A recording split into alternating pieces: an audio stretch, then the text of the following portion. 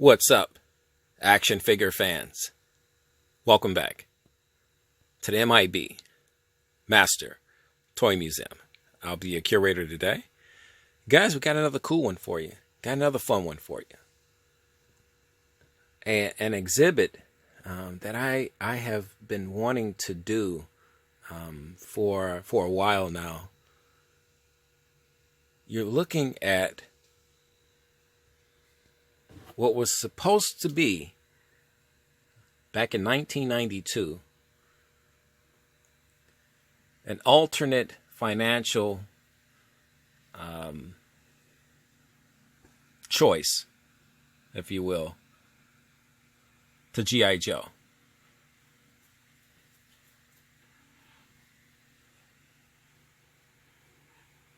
Right when G.I. Joe came back on the scene in the early 90s, 91, 92, you had an influx of 12-inch military action figures and 12-inch fantasy space-type action figures back on the scene. Everybody was flooding the market with 12-inch action figures. G.I. Joe was the big name, though.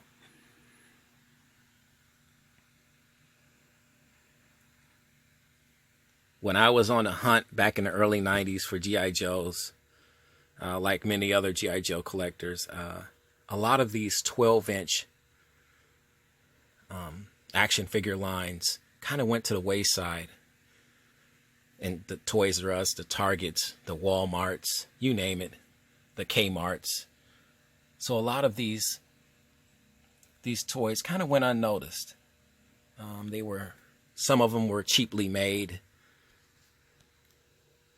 Others were regarded as just simple knockoffs to the more popular lines like Star Wars, G.I. Joe.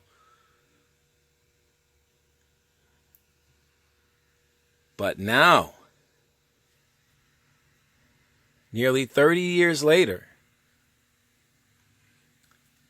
these 12-inch toy lines, action figures, toy lines, and toy companies have become somewhat of a cult classic for collectors that are scouring the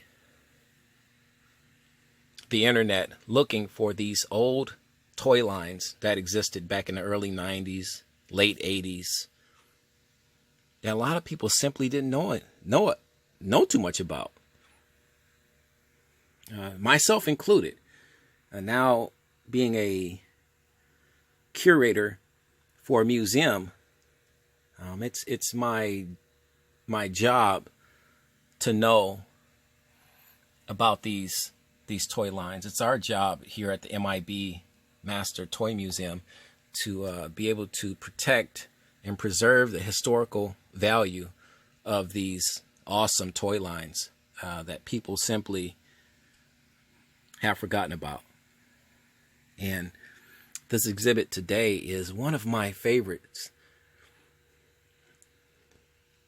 It's an exhibit of a toy line, a toy company by the name of End-Time Products.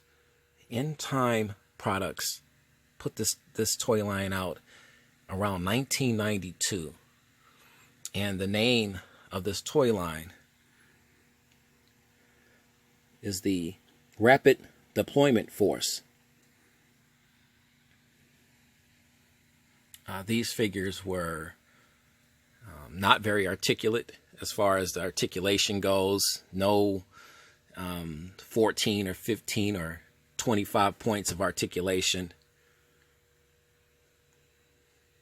Some say they were cheaply made. Others say they were pretty decent. I'm somewhere in between. I've seen and worked with some of these figures. Very heavy. Whatever plastics they use to design these bodies, very heavy. These toys aren't they're very durable. They're not flimsily put together. So there's nothing weak about these toys. Very heavy duty construction, but not heavy duty on the wallet. Price tag was back in the day in 1992. These figures, these rapid deployment force figures, were retailing for somewhere around $9, $9 to $10. So they were challenging G.I. Joe and Star Wars on that level. This was the alternative for parents that simply didn't want to pay or couldn't pay, you know, $30 or $25 or $30 or $40 for an action figure for their kid. You know, so you got a lot of bang for your buck for that $9, that $10 retail price. You got a lot of bang for your buck. These figures came, as you can see, loaded. This is my Paratrooper Ninja, one of my favorites out of this line. He came loaded with tons of accessories.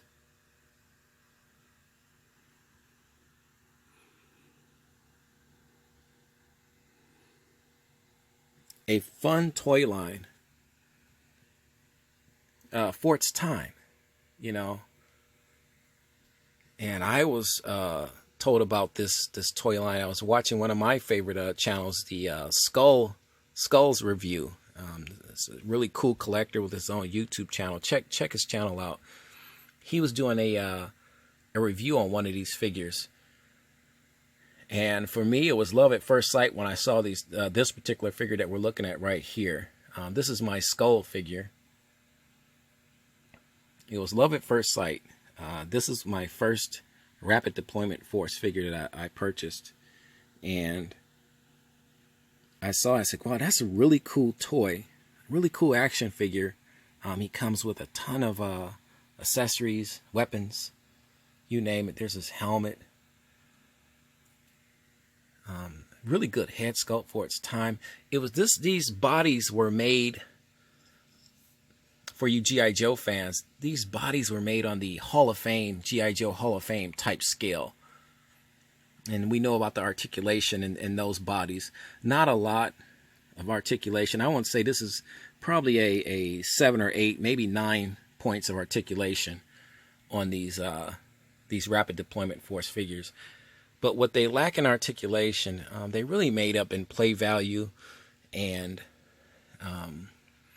just hours of fun. I mean, now here at the museum, these guys are on display for your viewing pleasure. This is my Airborne Ranger. Guys, if you're just joining us, welcome to the M.I.B. Master Toy Museum. This is what we're doing today. We're looking at our Rapid Deployment Force exhibit. We're taking a trip back in time with a company by the name of End Time Products that created this line, this toy line, all the way back in 1992. And you're seeing the evolution, the very evolution of the 12-inch action figure and where it was at in 1992. And this is what you got. These, like I said, these figures could be found in Woolworths, Walmart, Target. Toys R Us carried these figures.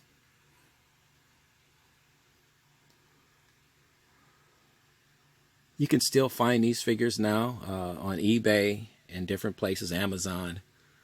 And that's where I found a lot of these figures at. Here's another one.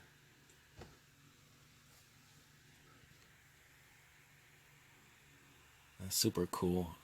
Love the head sculpt here. There's a helmet. End Time Products really thought outside of the box with Rapid Deployment Force. They went fantasy.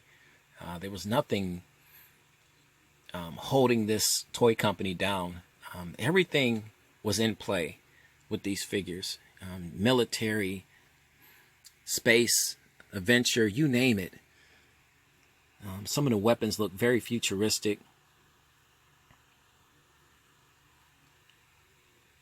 these figures weren't meant to be taken seriously, kind of like G.I. Joe. These figures were made to be played with, to have your own adventures. These figures basically, you were only limited by your imagination. If you were a kid back in 1992 having these figures, you were literally only limited by your imagination. So whatever you could think of, whatever adventure you could put these guys in, dangerous type of adventure, these guys were up to the challenge, and they had the equipment to back them up. Look at that gun right there. Here's my night paratrooper. I'll hold him up for you guys. Let's bring him over here. Let's sit him right here. Another cool one, my night paratrooper. Just very fun figures.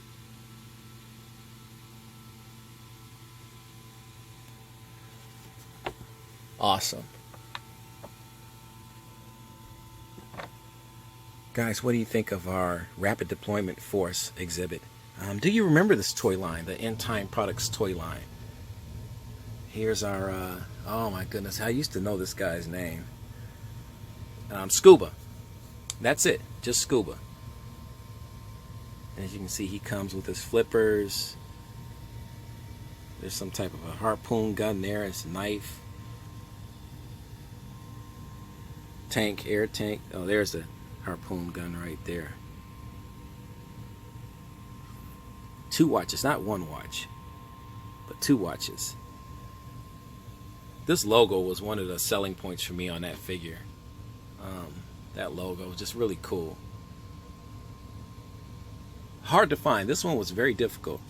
My Scuba figure was very difficult to find.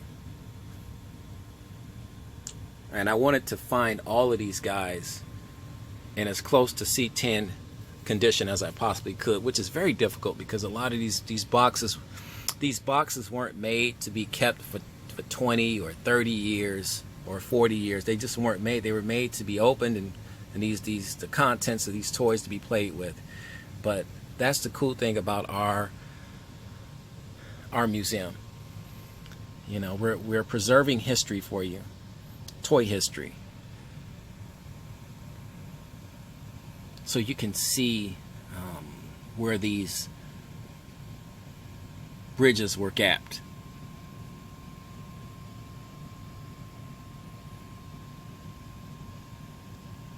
And that's a job of any museum, is to really show you a lot of the history that people necessarily don't know about.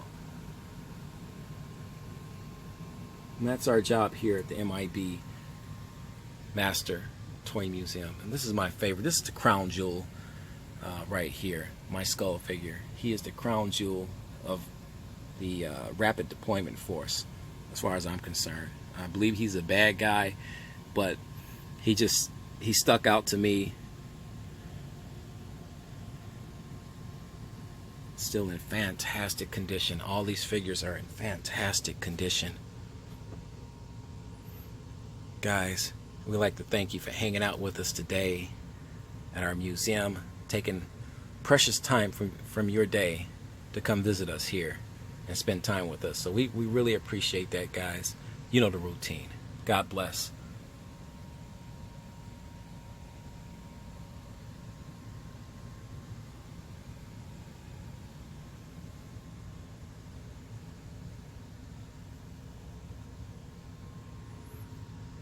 And keep